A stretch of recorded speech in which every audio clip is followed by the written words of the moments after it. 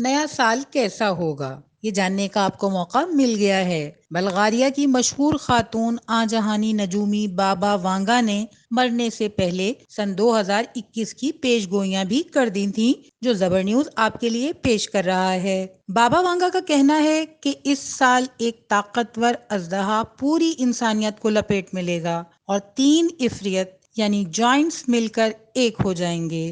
ماہرین کے نزدیک اژدہے سے مراد چین اور اس کی معیشت ہے، جو چاروں طرف پھیل رہی ہے اور امریکہ کو بھی جکڑ رہی ہے۔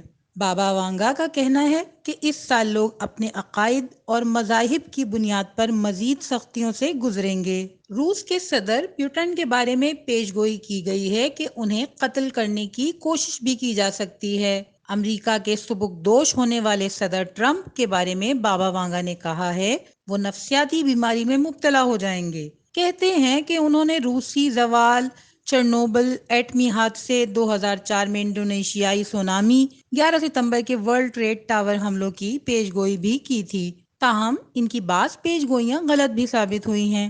بابا وانگا کے مطابق دنیا کا خاتمہ 51 صدی عیسوی میں ہو جائے گا، جبکہ سال 2021 کے لیے انہوں نے کہا تھا کہ وہ 5 پھر 100 اور اس کے بعد بہت سارے صفر والے اعداد دیکھ رہی ہیں۔ اسی سال کے لیے انہوں نے ایک اچھی پیش گوئی بھی کی ہے کہ اس سال کینسر کا علاج دریافت ہوگا اور سورج سے توانائی کے حصول کے لیے نئے طریقے ایجاد ہوں گے۔ روبینہ ظفر، زبر نیوز۔